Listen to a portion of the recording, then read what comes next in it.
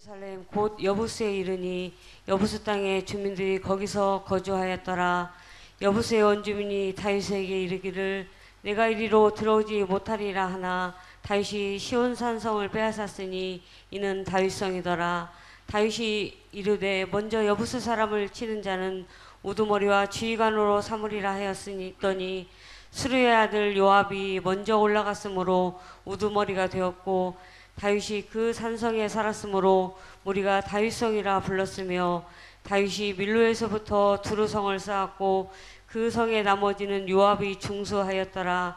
만군의 여호와께서 함께 계시니 다윗이 점점 강성하여 가니라. 아멘.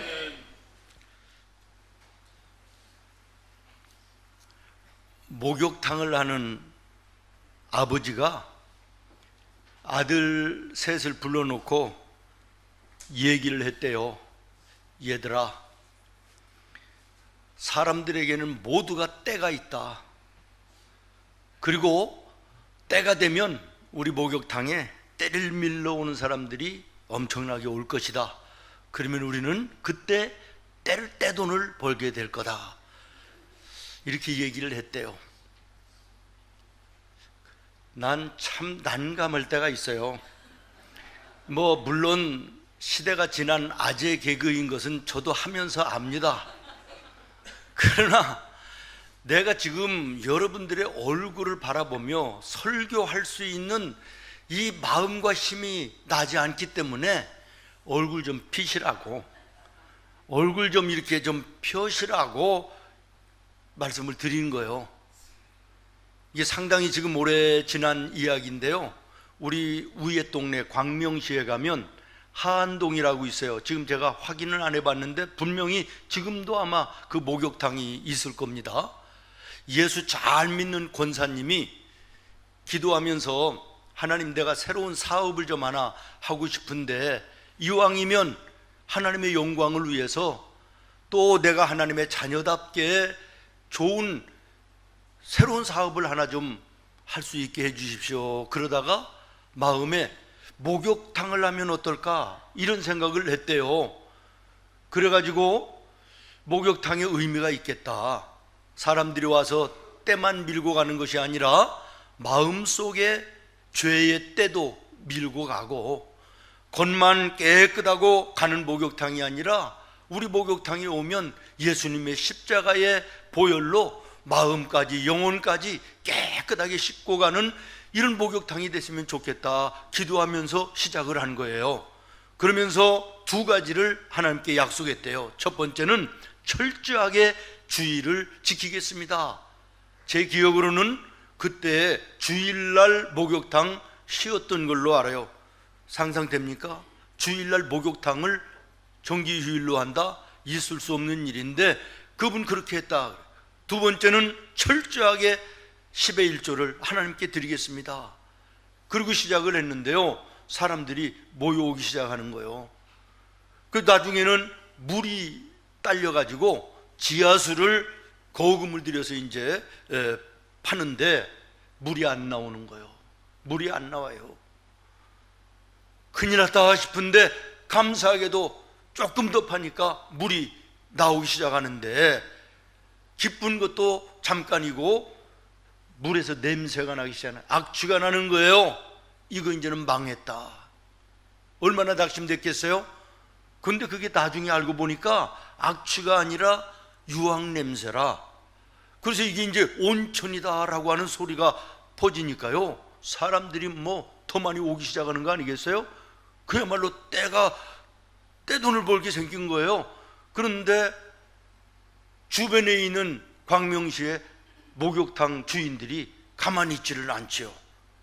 온천도 아니면서 온천이라고 소문내가지고 손님 다 뺏어간다 그래가지고 고발하고 고소하고 난리가 난 거예요. 이거 실제적으로 있었던 얘기입니다.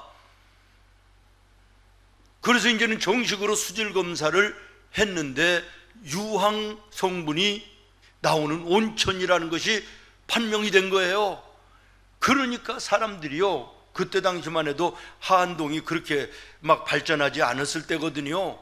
막 사람들이 모여오기 시작하는데 거짓말 조금 하면 구름대처럼 모여오는 거예요. 그리고 그분이 또 믿음이 좋다 보니까 목사님들은 그냥 무료로 이렇게 사우나를 할 수 있도록 해준 거예요.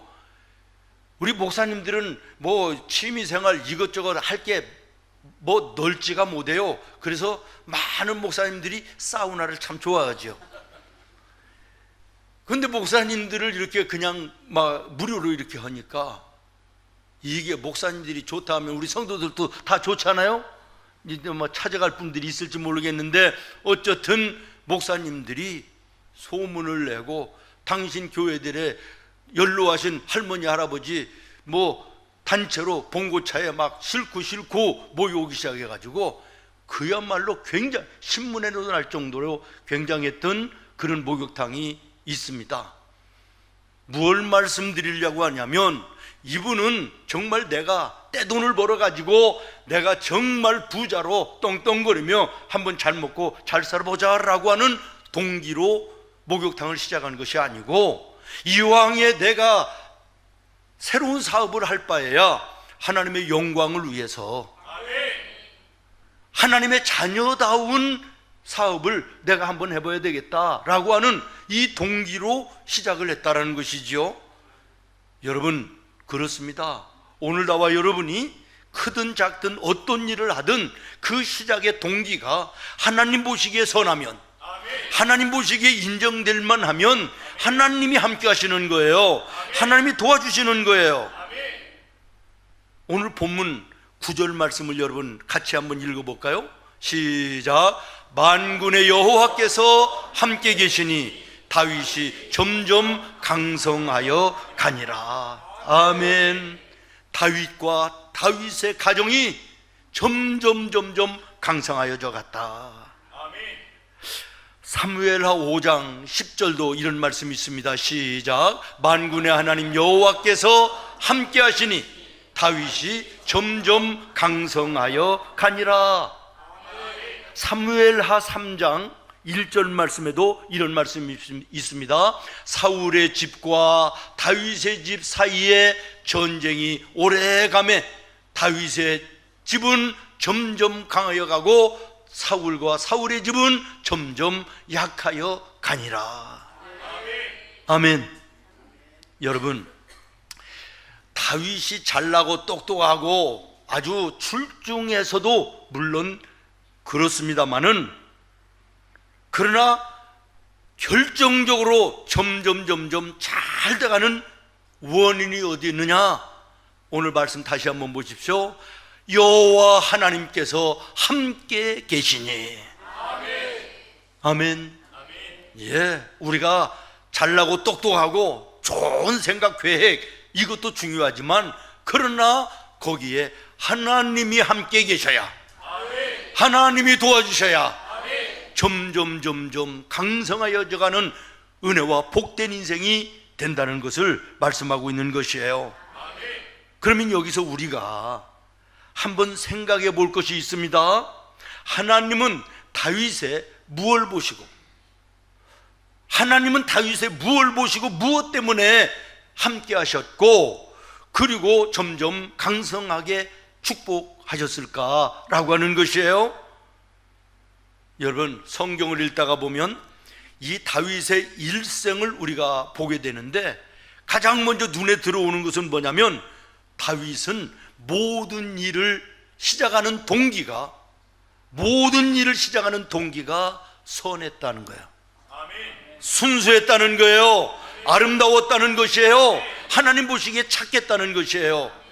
앞에서 얘기했던 그 권사님 목욕탕 시작한 것 같이 돈 벌어 잘 먹고 잘 살아보겠다는 동기가 아니고 정말 하나님의 영광, 내가 하나님의 자녀됨의 아름다움을 위해서 내가 해보겠다, 시작이 동기가 아름답고 선했던 것처럼 다윗의 일생을 보면 모든 매사 앞에 시작의 동기가 하나님의 영광이었다, 하나님의 이름이 존귀케 되어지는 것을 원했다는 것이에요.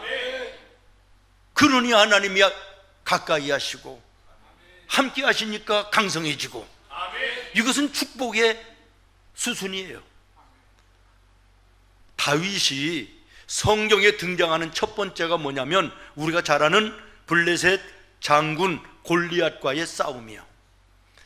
예수 안 믿는 교회 안 다니는 사람들도 다윗과 골리앗 싸움은 아니까 설명을 하지 않겠습니다마는 어쨌든 전쟁이 났는데 이 블레셋 나라 군인들은 막강하고 더더군다나 거기에 장군은 골리앗이라 보통 사람 두세 배 되는 엄청난 거구에 장사한 거예요. 그런데 이스라엘 군인들은 그 앞에서 벌벌 떨고 숨어 있는 것이에요. 나가서 싸울 엄두조차 내지 못하는 거예요. 그러니까 이스라엘의 사울 왕이 조건을 내거래요.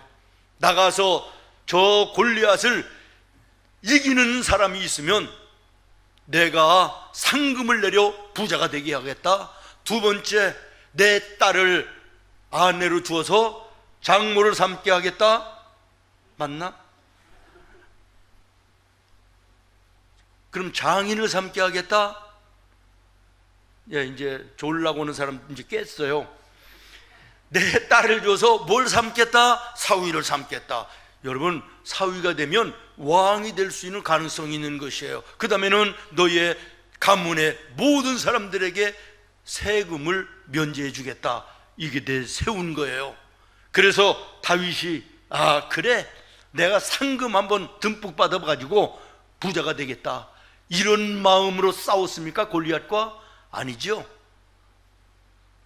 공주의 딸을 내가 아내로 삼아서 내가 한번 왕에 한번 도전해 보겠다, 이런 마음으로 싸운 게 아니에요. 다윗이 골리앗과 싸운 동기는 단 하나, 간단합니다. 여러분, 사무엘상 17장 26절의 말씀을 읽어요.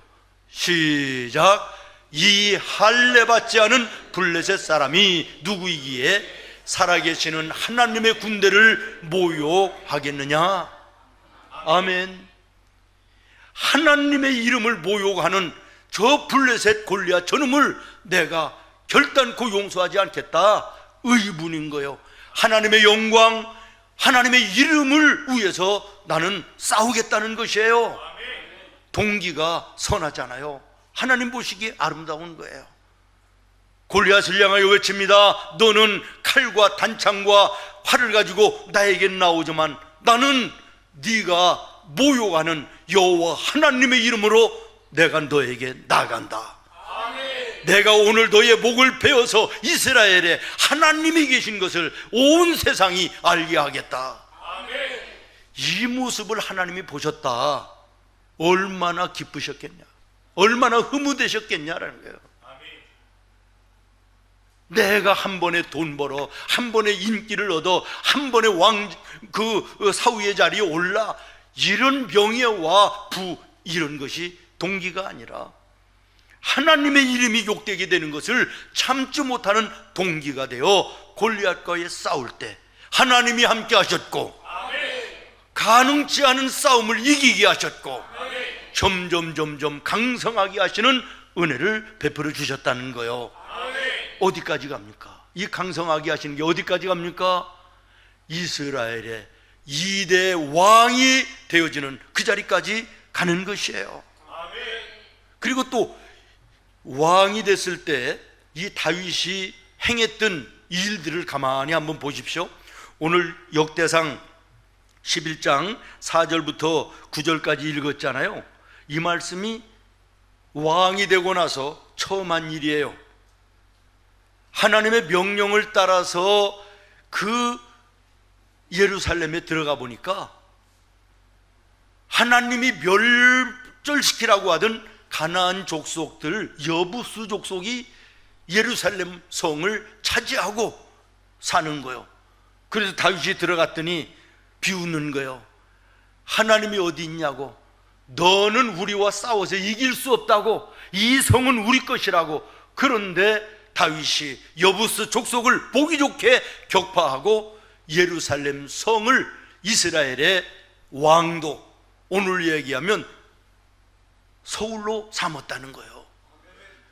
그리고 나서는 여러분 그 말씀 가운데 그 사무엘하 6장에 보면 그 다음 한 일이 뭐냐면 70여 년 동안 방치되다시피 했던 아비나답 집에 하나님의 법궤, 하나님의 말씀, 그 법궤를 예루살렘 성으로 모셔오는 거예요. 여러분, 이 예루살렘 성으로 법궤를 모셔오는 것이 자기의 어떤 왕의 권위를 드러내기 위해서가 아닙니다.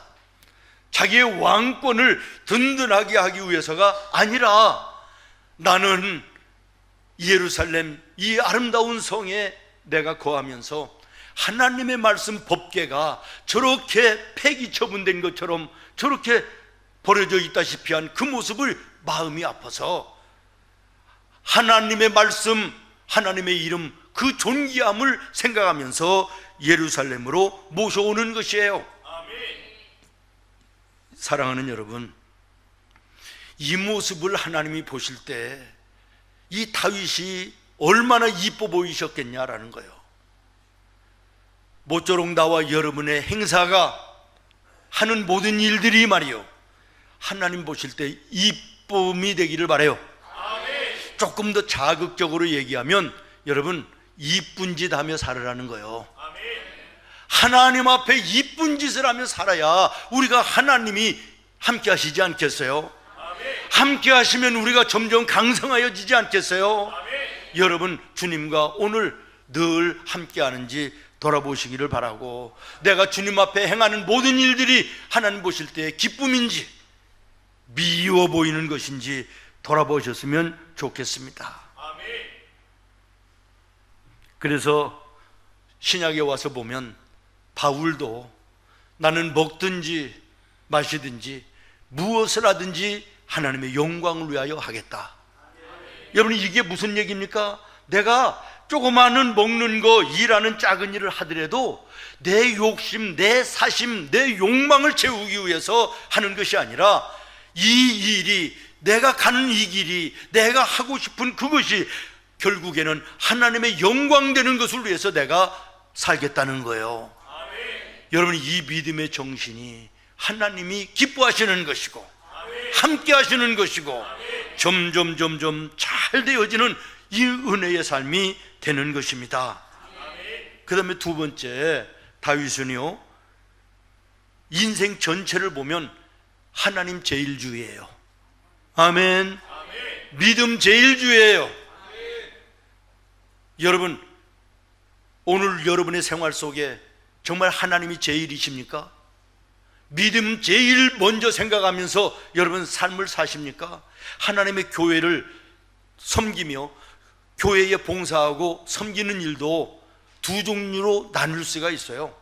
받은 은혜가 감사해서 그것이 동기가 돼서 내가 무엇으로 갚아드릴까 싶어서 섬기고 봉사하는 사람이 있는가 하면, 어떤 사람은 내가 해야 될 일임에도 불구하고 또 봉사하면서도 불구하고 내 일 다 해놓고 시간 남으면 그때 하고, 주님께 드리는 것도 내가 쓰고 나서 남는 거 있으면 주님께 드리는 것이고, 이런 모습인 사람들이 있어요.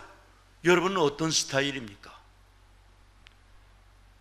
성경을 보십시오. 다윗은 그의 일생을 통하여 보면 예수님이 가장 먼저예요. 하나님이 가장 먼저인 거예요. 믿음이 가장 먼저인 거예요. 이 모습이 하나님 보실 때 기쁘셨고, 그러니 가까이 하셨고, 하나님이 가까이 하여 함께 하시니 점점 강성하여 갔더라.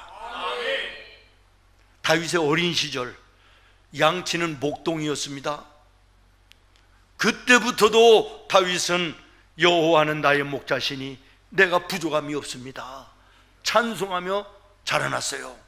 청소년기에는 우리가 잘 아는 것처럼 말씀드린 대로 골리앗과의 싸움에서 말이요, 자기 사심이 아니라 하나님의 이름이 욕되게 되는 것을 참을 수가 없어서 하나님의 영광을 위해서 나가 싸우잖아요. 이 점에 중년이 되고 노년이 되어 왕으로 죽을 때까지 그 다윗의 삶의 모습은 어땠습니까? 조금 전에 말씀드린 것처럼 하나님의 명령에 순종해서 가나안 족속을 무너뜨리고 예루살렘 성을 회복해서 성도로 삼고, 그리고 또 하나님의 법궤를 하나님의 성전으로 모셔오는 정말 하나님 제일주의, 믿음 제일주의로 살았다는 것이에요. 다윗이 점점 강성하여 가니라. 저는 모쪼록 우리 생문의 모든 성도들의 삶이 점점 강성하여 가는 삶이 되기를 예수님의 이름으로 축원합니다. 하나님 제일주의, 믿음 제일주의, 나와 여러분의 삶도 그래야 될 줄로 믿습니다. 우리가 잘 아는 이 다윗의 라이벌 같은 사울은 어땠습니까? 하나님의 특별한 은총을 받은 사람이에요.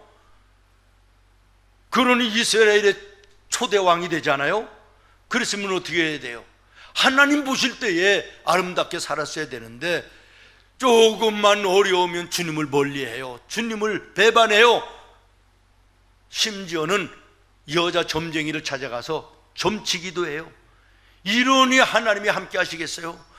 그러니 점점 쇠하여져가 결국에는 망하는 가정이 되고 말더라, 그런 말이에요.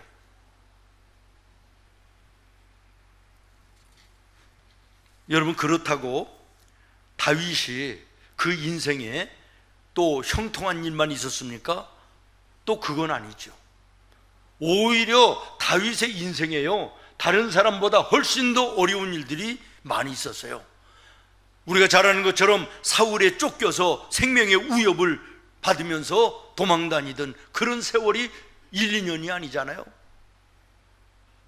믿음으로 살아보겠다고 하나님의 영광을 위하여 믿음 제일주의로 살아보는데도 불구하고 가정적으로는 아들이 반란을 일으키기도 하고 신하들이 배신하여 떠나가기도 하고, 그러나 그때마다 다윗은 하나님 앞에 회개하고 잘못한 사람들을 용서하고 보이지 않는 하나님을 보이는 하나님처럼 믿는 믿음이 변치 않고 주님 앞에 살아갈 때 하나님께서는 결국에 그를 붙드시고 높이셨다는 거예요.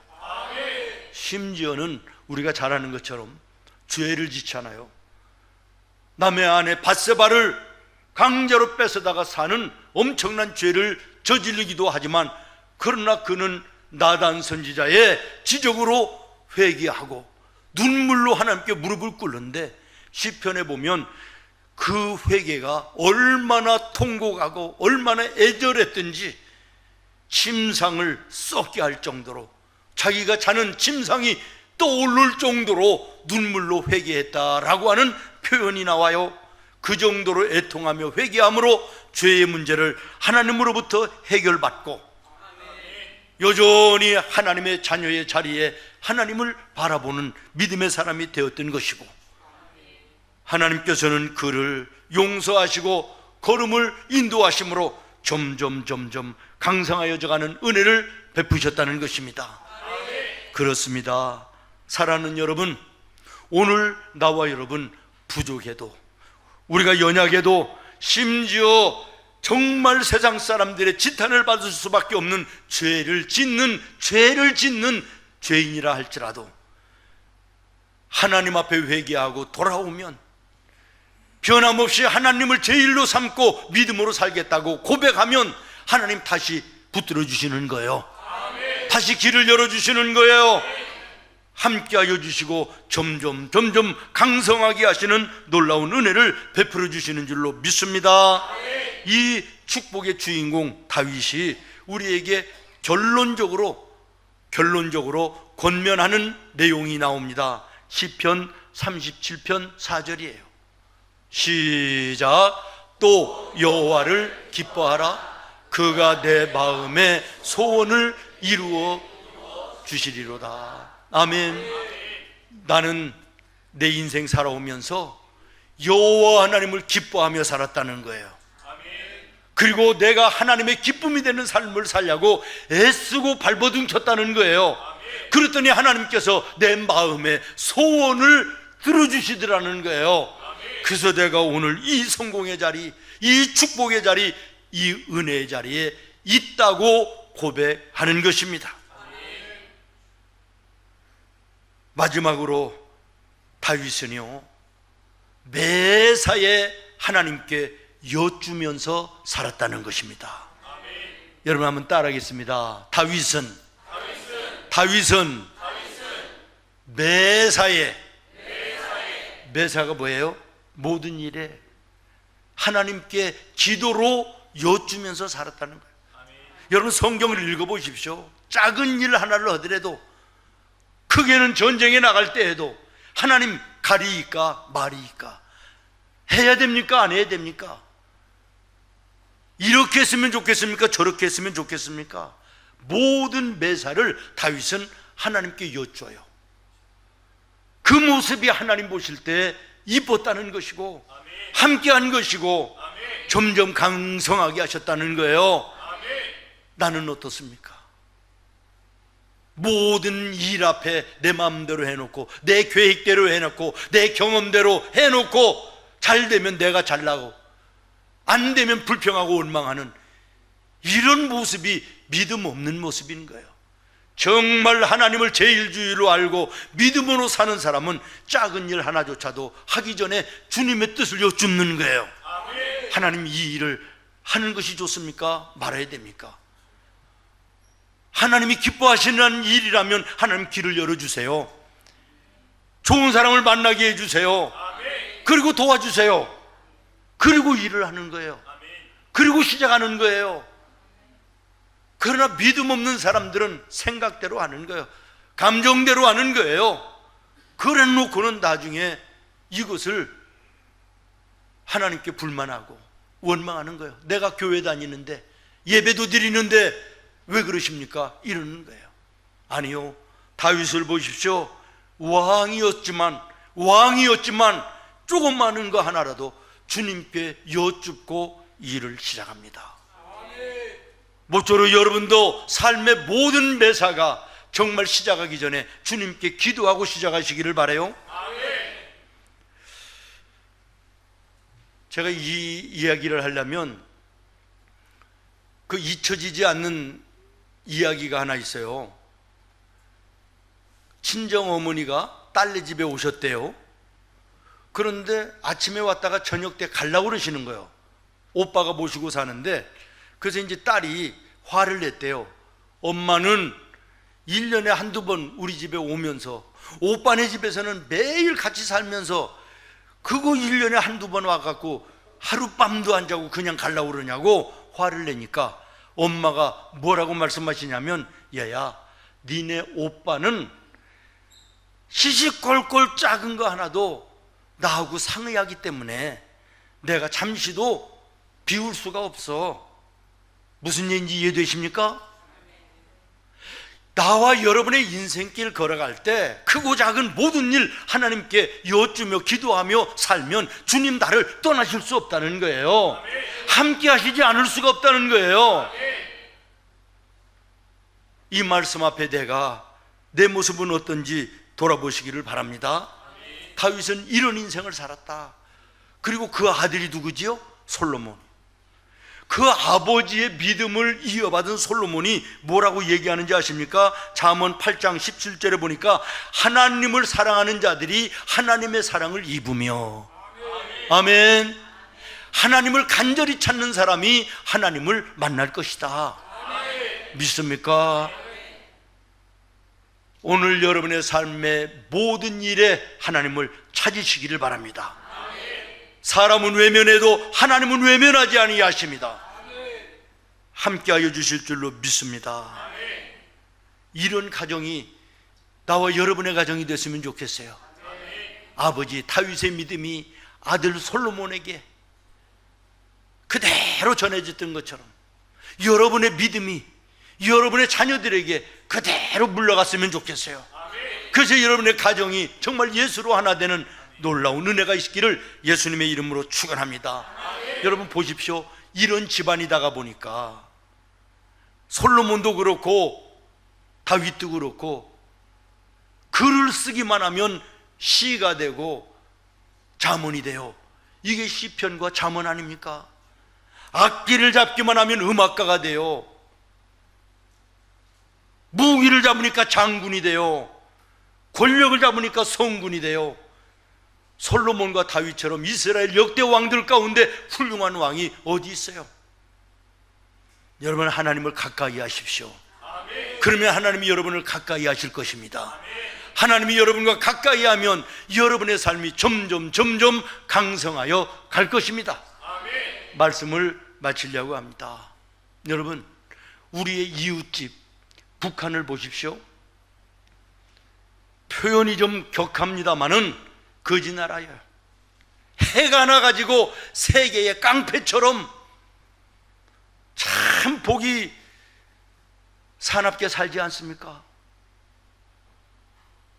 그런데 기억할 것은 1970년대만 해도 경제적으로 우리나라가 북한을 비교가 안 될 정도로 북한이 잘 살았어요.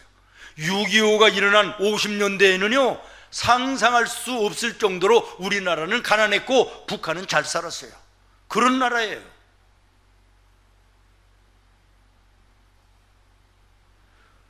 우리 교회가 동남아 쪽에 선교를 시작한 지가 벌써 한 30년 됐는데요, 30여 년 전에 뭐 필리핀이든 캄보디아든 이 동남아 쪽에 이렇게 다니다가 보면요 한국 잘 몰랐어요. 그러나 북한 김일성 그러면 최고예요. 그때만 해도 북한이 잘 사는 나라라 그 동남아시아에 못 사는 나라들의 학교, 병원 막 지어주던 그런 때였어요. 그러던 나라가 오늘에 와서는 어떻게 됐죠? 거지 나라가 됐다는 거예요. 그리고 거지처럼 살던 우리나라는 이렇게 세계의 경제의 강국이 됐어요. 이런저런 이야기 많이 할 수 있지만 신앙 안에 보면 예수 믿은 것밖에는 나는 이유가 없다고 믿는 것입니다. 아멘. 북한은 하나님을 절대적으로 거부하는 나라 아닙니까? 공산주의, 하나님이 없다, 종교는 아편이다, 예수 믿는 사람 지금도 잡히면 죽는 거예요. 그러니 점점 쇠하여져 가고, 우리나라는 그 70년대 그때부터 예수님을 영접하기 시작하고 교회들이 일어나기 시작하고 문맹이 깨지기 시작하고 열심히 일하기 시작하고 잘 사는 나라가 된 거 아니겠습니까? 하나님을 가까이 하는 자는 점점 강성하여 가고 하나님을 멀리하는 자는 점점 약하여 가니라. 이것이 오늘 우리에게 주시는 하나님의 메시지입니다.